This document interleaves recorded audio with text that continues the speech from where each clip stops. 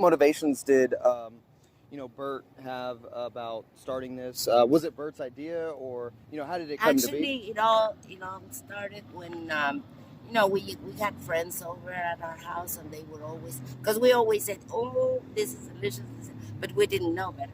So friends started coming over, and then they started really enjoying the food we had in our home, and that's when we decided maybe it's a good idea. So Berto knew someone who had a pub, and he came up with the idea.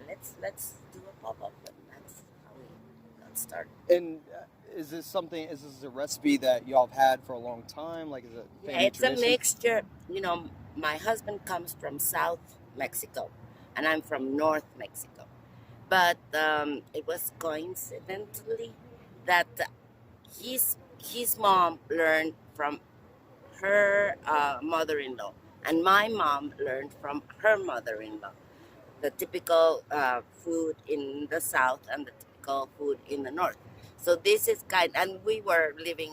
So you'd say it's a fusion. It's a bit of a It's fusion. a fusion, yes, Yeah. that's a fusion, and we got recipes from both sides. So we got some recipes from the north and some recipes from the south.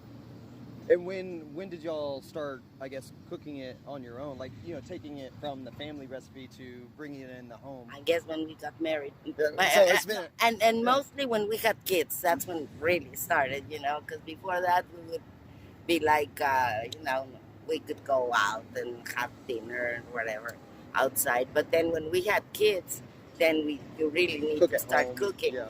Home made. So what do you foresee this leading to? Like, what is your hope for the business? Oh, hopefully we'll find a place to settle down, because that's the part I don't need. I enjoy people, I enjoy making food, I enjoy serving, but the moving around is not. And then depending on the weather, we're Right. always at the expense. You want something more static and where people know where to find Right. you and where they're going to be covered. Right. Right. So restaurant, cafes, in the works. Yes, that would be. What do y'all have and this is okay if y'all don't, do y'all have a game plan or a timeline, what you're thinking? Maybe a couple of years we're thinking. Also, we have to get some practice. Right. Because it would be too risky to open up a place, and then you don't have the skills, because this is not really our what we've been doing all the time. So, cooking at home, yes, but not serving public. So, hopefully in a couple of years that would be good. What's your most ideal landing spot, like area-wise, of Houston? Like, where you think you'd find your customers the most? I would love it to be downtown Houston. Downtown. Okay.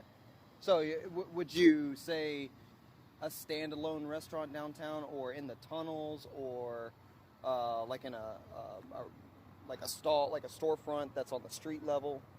Well, like, what is your most ideal street level? Nice. Okay. I guess in an office building where you have some captive audience. Right.